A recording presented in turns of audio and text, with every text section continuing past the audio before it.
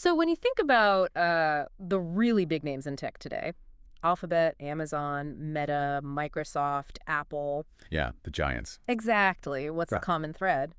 Well, a big part of it is that they're all running these multi-sided platforms. Right. They're masters at connecting different groups, Yeah. users, advertisers, developers, sellers, you name it. And it creates incredible value. Just look at Airbnb, right? Connecting travelers and hosts.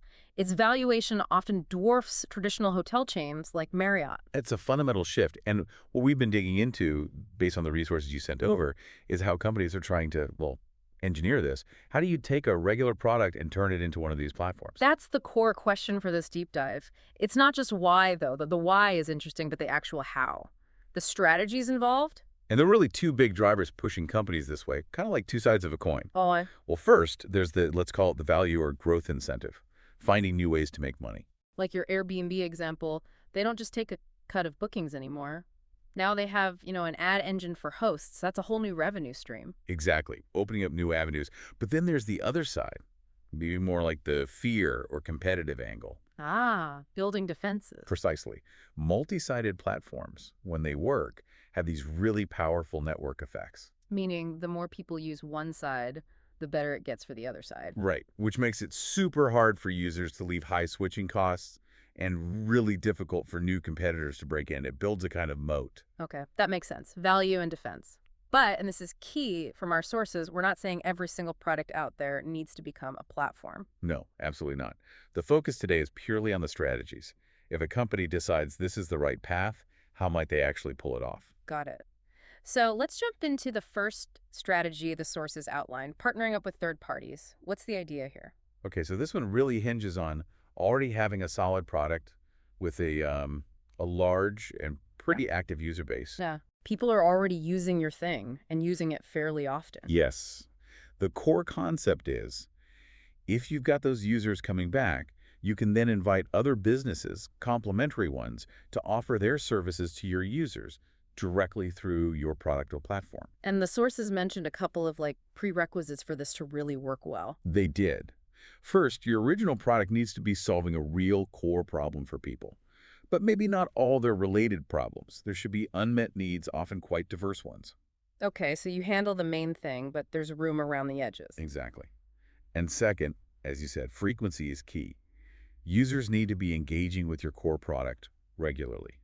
If they only open it once a year, it's not attractive for partners. Makes sense. What's a good example of this? Cred is a really strong one from the sources. They started by tackling a specific pain point, making credit card bill payments smoother, and importantly, rewarding people for it with cred points. Right, I remember that. It solved a hassle and gave you points. And because it solved that hassle, they built up a big user base, who, crucially, opened the app frequently to pay bills and checkpoints. Okay, so they had the engaged user base. Then what? Then, and this is the platform move, they started bringing in third parties direct-to-consumer brands. Initially, they created a marketplace within the Cred app where users could spend their Cred points on products from these brands. Ah, so Cred became the bridge, connecting their users to these merchants. It wasn't just about paying bills anymore. Precisely. It evolved. But the sources are very clear. You can't just fling the doors open to anyone. Yeah. There are some critical things to watch out for. Like what? First thing about the relationship. The third party you bring in shouldn't, clash with your brand or be disliked by your users. Ideally, it's a positive association, or at least neutral. Yeah, you don't want to partner with someone your users actively distrust. That seems obvious, but probably easy to overlook. Very easy. Second, and this is huge, is quality control. The service or product offered by that third party has to be good. Because if it's a bad experience, It reflects poorly on you, on your core platform. It can really damage the trust you've painstakingly built. okay, vetting partners carefully is crucial. What else? The third point is strategic fit. The partner's offering should ideally address those diverse, maybe less critical needs we talk about. It shouldn't directly compete with what your core product does. Right, you don't want to cannibalize your own main feature. You want partners to add value around the edges, not replace the center. Exactly. Complementary, not competitive. That's the sweet spot. Okay, so that's strategy one. Leverage your user base, bring in relevant, high-quality third parties to offer complementary services. Got it. What's the second approach? The second strategy shifts focus. It's about connecting different types of customers you already serve who might interact outside your product, but now you facilitate that interaction on your platform. Okay, so you have distinct groups using your product, and you help them find each other. Pretty much. The classic example used in the sources is Intuit's QuickBooks. Ah, the Uh, accounting software. right. They have two primary user segments, accountants and small to medium businesses, or SMEs. And obviously, those two groups interact a lot in the real world. SMEs need accountants. Exactly. So QuickBooks recognized this existing relationship.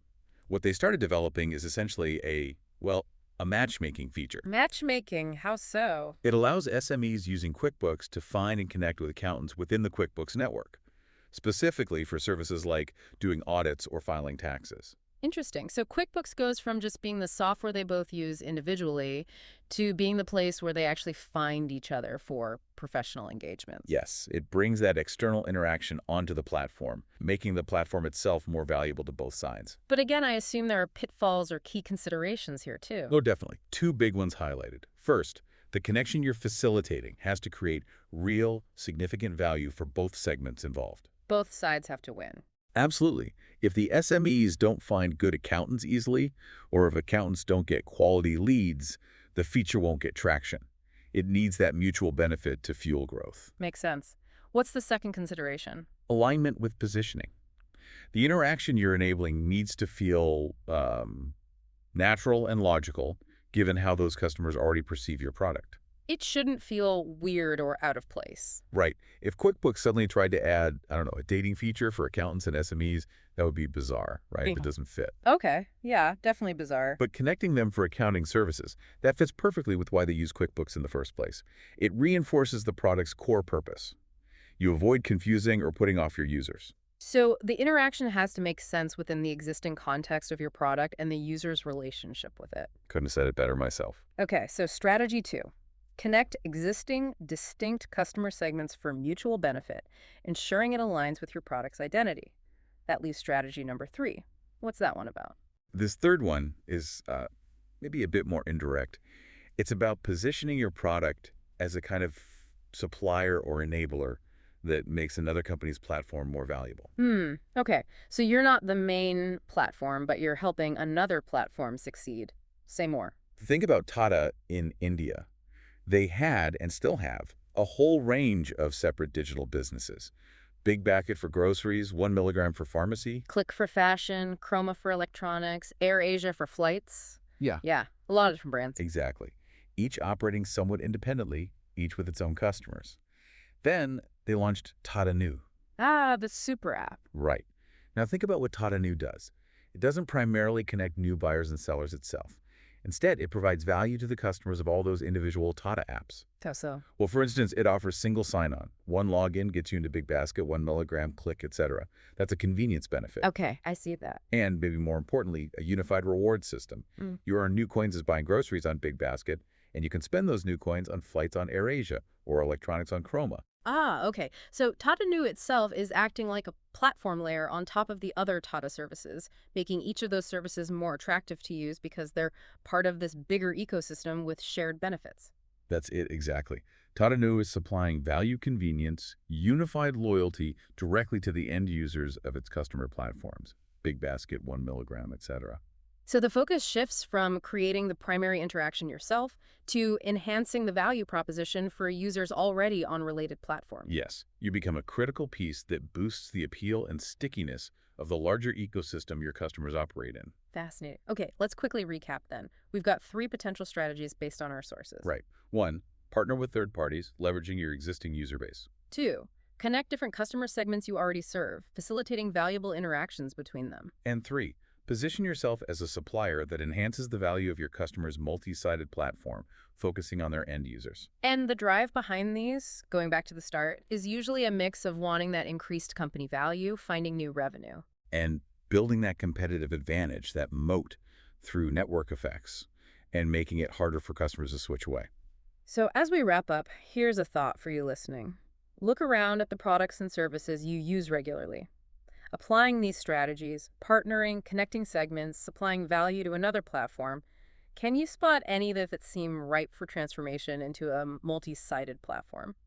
Yeah, what would be the big challenges? Who are the different user groups? What value could be created by connecting them or bringing in partners? It's an interesting lens to view things through. Definitely something to chew on. And if you want to go even deeper on this stuff, the sources we looked at were really insightful.